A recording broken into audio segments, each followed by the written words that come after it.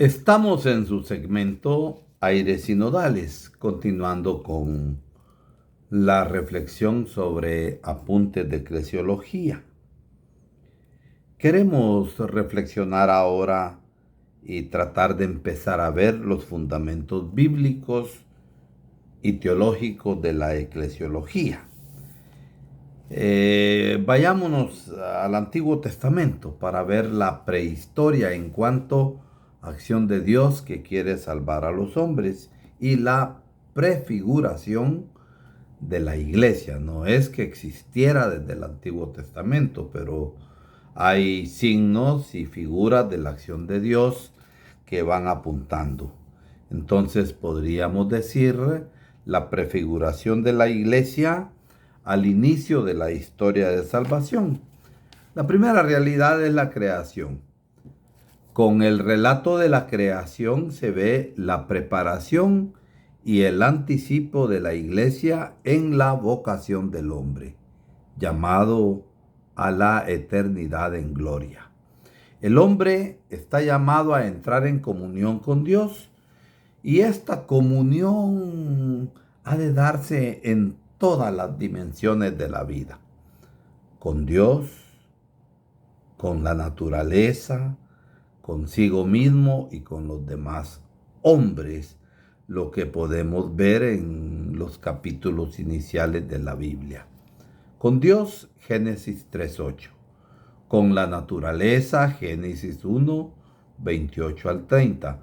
Consigo mismo, Génesis 2:25. Y con los demás hombres, Génesis 2, 18 al 24. Con el pecado del hombre se rompe la armonía en la que el hombre vivía. Con el pecado hay ruptura y digamos castigo. Ante esto Dios no permite que falle el plan del amor inicial y por eso hay perdón y promesa. Génesis 3:15.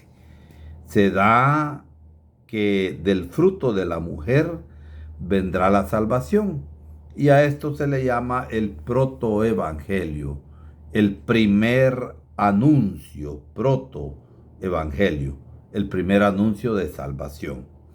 No obstante esto, el mal y el pecado se propagan.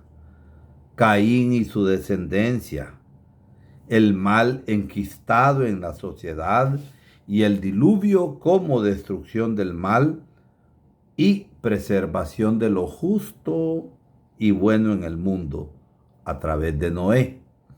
El orgullo de Babel, Génesis 11, y la iglesia de Cristo curará esta ruptura y congregará a los dispersos por el pecado, como lo vamos a ver en el Nuevo Testamento.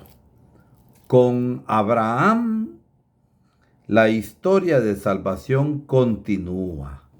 Dios lo elige y lo hace padre de multitudes, es decir, de muchos pueblos.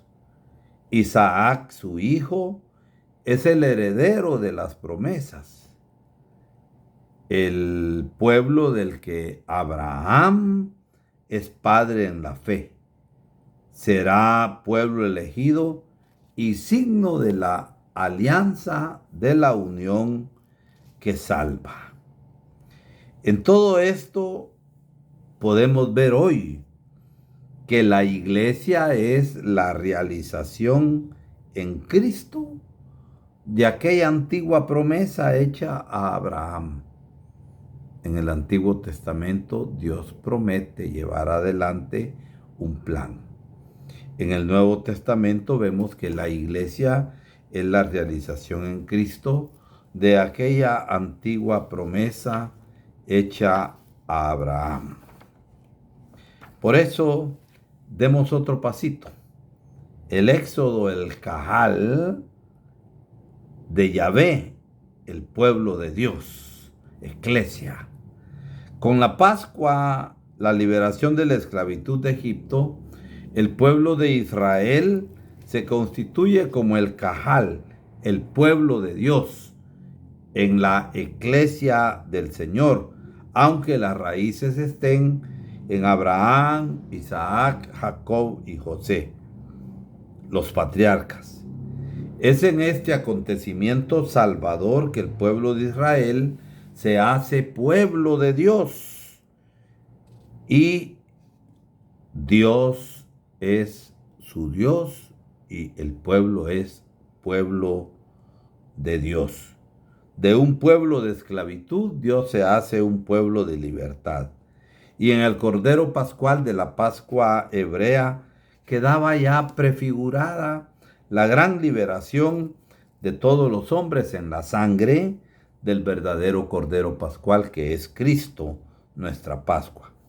Con la Pascua, el pueblo de Israel aparece ya como el germen, el inicio del pueblo de Dios, la Cajal de Yahvé, la asamblea de Yahvé. Fruto de este Pascua, de este paso, Pascua, de esta liberación, es que a Israel se le dan unos títulos: propiedad sagrada de Yahvé, su pueblo, su reino, su hijo, lugar de su presencia y de su gloria, Isaías 12. Y todos estos nombres son anticipo y figura del nuevo pueblo de Dios, la iglesia del Señor que nace de su Pascua. Con la ley del Sinaí se perfecciona la alianza con Dios. Ya no será solo la iniciativa gratuita de Dios, sino la respuesta libre del pueblo, comprometiéndose, eso sí, a vivir como pueblo de Dios. Y en este contexto, Moisés será el legislador en nombre de Dios y al servicio de su pueblo en la fidelidad a la alianza. La ley antigua, sabemos, va a recibir su plenitud con el mensaje de Cristo liberador, Mateo 5:17, y con la fuerza transformadora del Espíritu Santo en Pentecostés. Sabemos que Israel, como pueblo de Dios, tuvo que madurar y consolidarse como tal en el desierto para llegar al crecimiento y madurez en la tierra prometida. En un camino de fidelidad se irá convirtiendo en un pueblo sacerdotal, una nación santa y consagrada a Dios. Esta es una bella figura del camino que debe recorrer la iglesia como el nuevo Israel hasta su glorificación. Primera Tesalonicenses 2:12.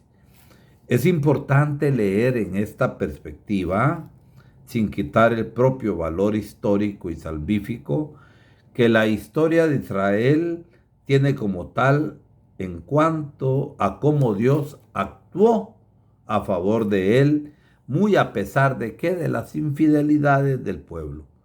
Este pueblo, a base del sufrimiento por las invasiones y el exilio, irá pasando de un nacionalismo cerrado a una apertura que hace reconocer la universalidad de la salvación, que la salvación es para todos, especialmente dentro de los pobres de Yahvé, que mantienen viva la esperanza del pueblo y el espíritu universalista de salvación. Con su venida, Jesús lleva a su pleno cumplimiento todas estas expectativas de salvación universal. De aquí que el pueblo que nace de su misterio pascual sea el pueblo de la nueva y definitiva alianza, sea el sacramento universal de salvación como lo es la iglesia. Dios les bendiga y buen día.